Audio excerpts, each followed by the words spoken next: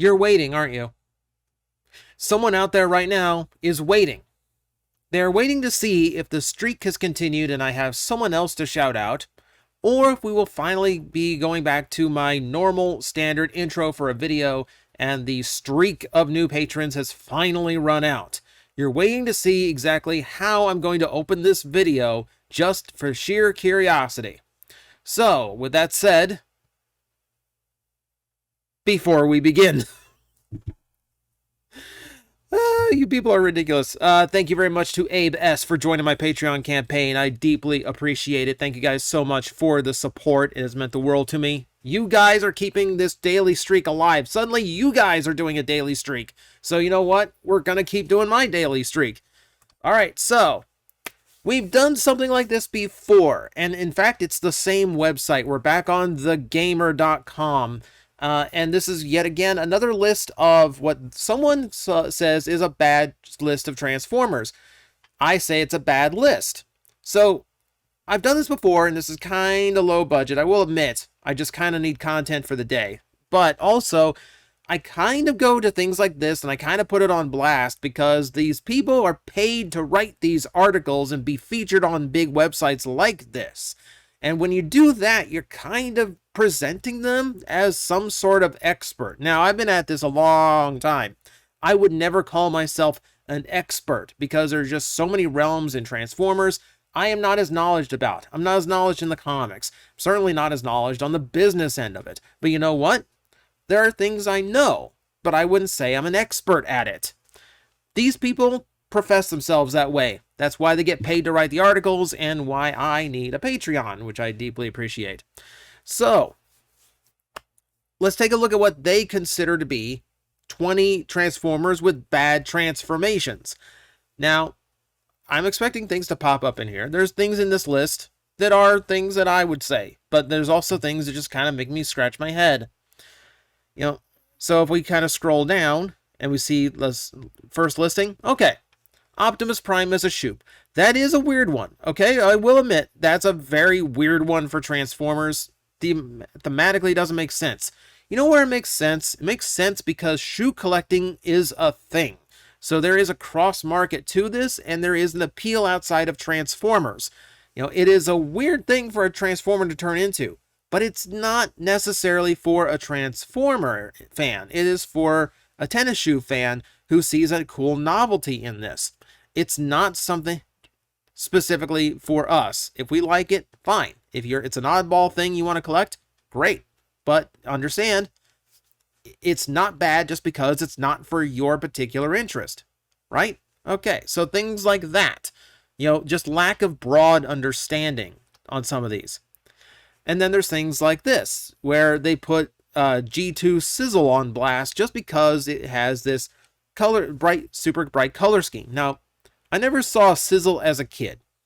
So I probably, honestly, with my obsession with green and transforming robots, yes, I probably would have bought a G2 toy that looks like it's made out of frozen Mountain Dew. But you know what? That was the theme of the 90s. And hey, we've already had this talk about my plastic addict choices. It's more than color scheme that makes a toy bad. If you're going to pick on it just because the colors are bad, you're really only going skin deep, aren't you? Not really what you're supposed to be doing in these situations. This is just outlandish. This is just outlandish. Okay, the grievance here is that Beast Wars Cheetor, the original one, is just too big and puffy to be the kind of cat he is. Now, yes, that's true. It also has to turn into a robot, which in the mid-90s they weren't really sure how to do. And you know what? It also has to be durable. It can't just, when you're making a kid's toy, especially back then, it couldn't just be super cheap thin plastic that was going to crack as soon as they threw it against the wall. Because the kid's going to throw it against the wall. You know, especially if they own a Waspinator. That Waspinator's hitting the wall. So they have to make them thick. They have to make them beefy. You know, again, is it weird? Yes, he's a very thick boy for a cheetah. But it's logical. And that's what this is lacking. Okay. We're not going to always disagree. Just to be fair, we're not always going to disagree. This one is absolutely one of the worst all the way around. So we're just going to move on. I've seen this jazz get picked on so much. Okay, keep in mind, this was a $5 toy when it came out. It's the old school Legion class. It's that big. It's a super tiny toy. Okay, fine. It's got a second front end on the back end. You don't really see it that much. It's still fine. Like, it's not a big deal. It's one of the things about blowing things out of proportion, you know? Like, in some ways, this thing is better than the deluxe. And I'm like going to an extreme when I say that. I perfectly admit that. But at least this one's arms don't fall apart. Right? Can you give me that? You know, at least this one actually looks like it has stable proportions. It's not just like super dumpy like the original deluxe was. So can we at least give me that a little bit? Right? Okay. I love when they do things like this. I love when they do things like this. So this is why I go after lists like this and why they upset me so much. Because it's not even that the opinion comes from being half informed, but it's also that they don't even know what they're talking about. They use a picture of a G1 Silverbolt, a Combiner Wars Silverbolt, if we're being completely technical, to represent Beast Wars Silverbolt. Dumb. I hate this. I hate this. You want a biggest show that someone is just throwing this article together out of absolutely nothing? This is what shows that. This kind of sloppiness and laziness. I'm saying this when I'm doing this for content. I admit this is lazy. I have a very busy day ahead of me. I don't have... So you'll excuse me. But I won't get... The choice is not wrong. The picture choice is. Here's another one. Here's another one that is often complained about. Okay, we'll admit Ironhide G1 does look weird compared to the rest of the toys in the line. It makes more sense when you realize what the original Diaclone version was going for, but out of context, it's different. I still defend G1 Ironhide because I feel like it does things that weren't really available in Transformers play value wise. You know, it's a toy with a base mode without having to spend the big bucks for Optimus Prime. That was special back then. It made Ironhide unique. If you want to pick on it, it's because you're imagining how he looked in the cartoon, which is not fair because it wasn't the toy's fault. The cartoon looked different. Again and again, that's not G1 Ironhide on the other photo. Stupid. Good news for fans, the later installments of the figure are excellent, with Transformers 3 Voyager Ironhide toy, one of the best versions of the character yet, even though it's a completely different character and I have no idea what I'm talking about.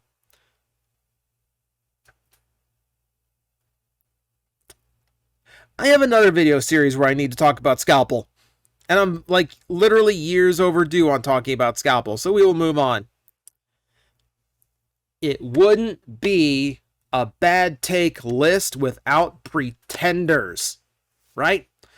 We acknowledge pretenders were going for something very different and it did not work, but at least Hasbro was willing to try something new and different to keep Transformers going.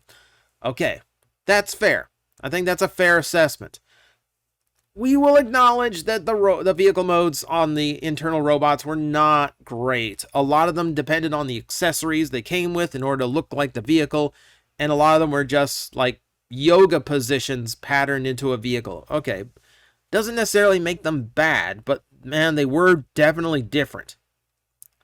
Oh, here's one. So, I haven't handled this toy in a long time, but I can remember not liking it when it came out. Now, this is the part where I kind of wonder where the method of this toy is. Like, because technically this list is called Shockingly Stupid Transformer Toy Transformations That Make Us Embarrassed. So, with that in mind, let's take a look. Okay, so this is a really complicated toy to transform for its size, all right? And what you get is pretty much a brick of a figure as a result. But if we take a look, like, is it about transformation? Is it about transformation? Because that's a for a Legends class, that's a decent little transformation. You know, Cheetor is a perfectly fine transformation. There's nothing wrong with that. Sizzle for a G2 toy is not a bad transformation. Even the shoe, like the shoe is in there because the shoe is weird, but that's not the transformation itself, right? So right now, as I go back through the list and I realize what the original intent behind it is, I realize he's not sticking to it whatsoever. What is bad about this? What is bad about the list? Is it that they transform into something weird, or the transformation itself is bad, or the robot is bad? Because right now he's gone through all three of those gambits and he's not sticking to the point of the list.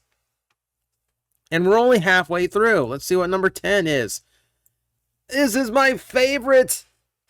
This is my favorite. Okay, number 1, he's going to be picking on a Throttlebot, which is a kid's gimmick toy from 1987. Again, low-hanging fruit.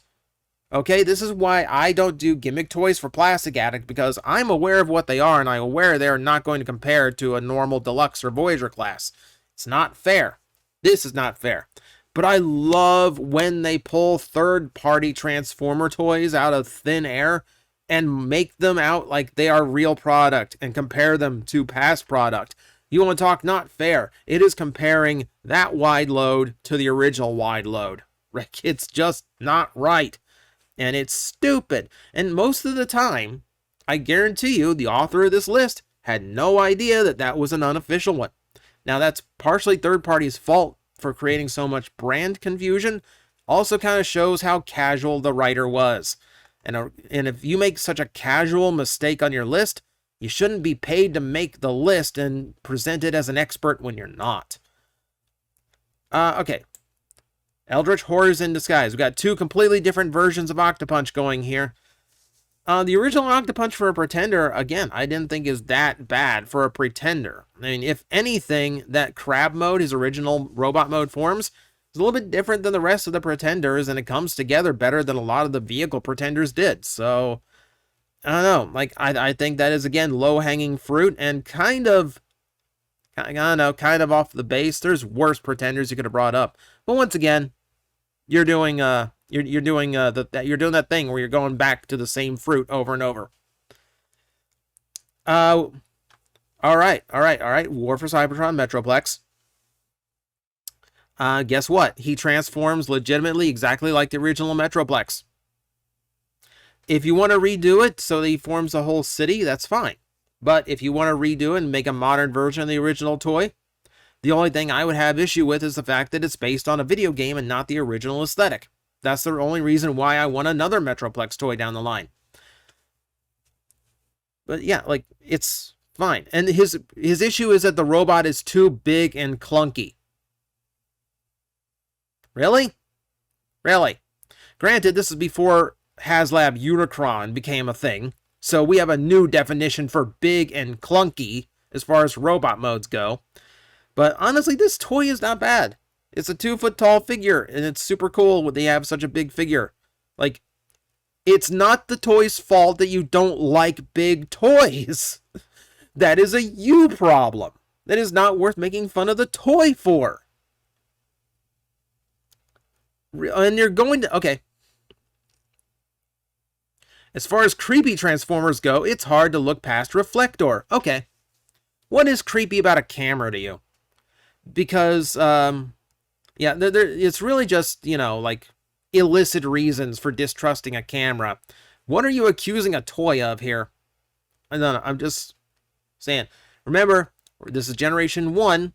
We had transforming boomboxes and tape recorders. We had transforming cassettes. We had transforming guns. You know, we had a lot of different things that don't sell these days. And camera, yeah, is one of them. It's a toy that is for role play and make pretend and make believe. You know, that thing that kids are supposed to do, you know? Stupid inclusion. Stupid inclusion completely ignores the point of the toy for the sake of just picking on its alt mode. Also, third-party Reflector. And now we have the other side of this. This listing is why I'm going to talk about this one. Number 1, he's using a custom as an example of the toy. Already stupid. But let's look at this. Let's look at this. See. So none of the toys in this line could transform. False. False. And only had movable arms and legs that swung back and forth. Also false. The hips were actually great on Action Masters. The designs are very lazy. They're action figures. Well, they're action figures. Call a G.I. Joe lazy in design while you're at it. With each character coming with a mini-bot partner that was just as uninspiring. With all variations of Action Master toys are bad, I've gone with Mainframe. If he did have the ability to transform, it would be into a computer, and that doesn't make for an entertaining toy. He's judging the toy based on a hypothetical. He's literally just making up a reason to bash the toy. That's not how this works. Oh my god, it's so aggravating. It is so aggravating. You're literally admitting you're just making it up now. You can't even fill a 20-spot list, and you're just making it up now. This was before Mainframe had a new toy, by the way, because the article's 2017. The ARC hadn't come out yet, and guess what? Mainframe turns into a computer, and it's completely fine. Use your imagination once in a while. Low-hanging fruit, picking on Cosmos again. I'm not even going to entertain this one. We know why this is dumb.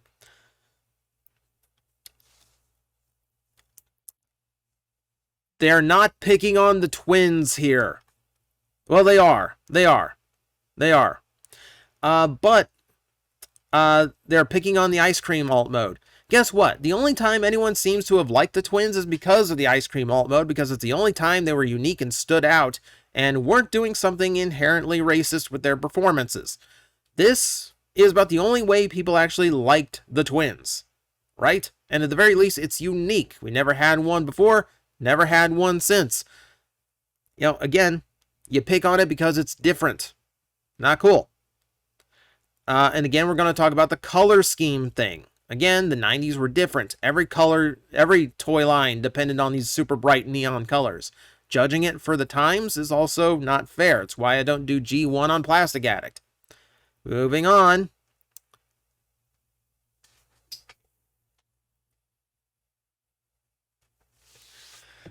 Maybe I had him wrong. Yes, it's a terrible toy, but I will stress, what is this list about? It's terrible. Is it stupid? Is it shockingly stupid Transformer toy transformations, or stupid Transformer toys, or bad Transformer alt modes? Which is it? Which is it? Dumb. And your number one is going to be Break. If we're going with shockingly stupid toy transformations, just like dumb things that a Transformer turns into, there's a lot better than Break. I will admit, Beast Wars Neo had some weird choices for alt modes because, well, frankly, they were out of animals that made sense on a war zone. They're out of all the wild predators, so they had to go with something. There's a lot of people that like Break just because it's a cute little toy, and a lot of people who don't like Break because he's one of the worst shell formers. Now, if you're talking terrible transformation experiences, yes, he does rank up there very high. It is an unpleasant toy to maneuver around because it's just penguin shell. But you know what? Fine. At least I can see your opinion there. But half of this list is just an absolute mess. And I admit, I'm picking on a 6-year-old list. I'm picking on someone's opinion. But it is because they are presented like some kind of expert. And it's because that they are on a platform that is going to reach so many more people. See, I don't do too bad here on YouTube. I'm no Chris McFeely or anything, but I have a good, decent following, and a following that could always be better if you hit subscribe. It is a free way of supporting the channel. But you know what? Sites like this have so much more reach, and they come up so much more easily in Google. I come across lists like this all the time when I'm doing research for here's 10, tier lists, etc., to see what other people thought were bad before I formulate my list, just in case there's a few I forgot. And it's always like this. It's low-hanging fruit. It's always very poor perception. It doesn't take time, and it doesn't take other elements into account. It just looks at it, judges it based on a picture, and moves on. And sometimes those pictures aren't even of the toy they're talking about. It bothers me that people like this are paid to do this, and I have to do this instead. Gamer, hire me. I will write you Transformer lists that actually don't suck, that are actually made by someone who knows what they're talking about, isn't just trying to fill a day's worth of content. So thank you for putting up with me just filling a day's worth of content. I hope you gained something out of it, if only to just see the perspective of what other people would call bad for different reasons than I. I'm in the mindset these days of, I'm aware that my opinions, sometimes can come from a place of only being half informed. If you only read a summary of something or only look at a photo of something and determine that you're not going to like it, you can't say that you're going to dislike it. You have to actually acknowledge that it's only half informed. So this is the kind of thing I research to inform myself better before I put my own opinions out there. And times like this, when it comes across really stupid, I have to get it out. I have to rant. I have to vent. So thank you for letting me vent. Thank you for watching. I will see you next time. I need a drink of water. Guys, I am facing the most powerful enemy any YouTuber can face, the algorithm, and I need your help to defeat him. Hit the like button, hit the subscribe button, hit the notification bell, and leave a comment. Every time you do, we attack that algorithm and we drive it back until it can no longer defeat this channel. Thank you very much.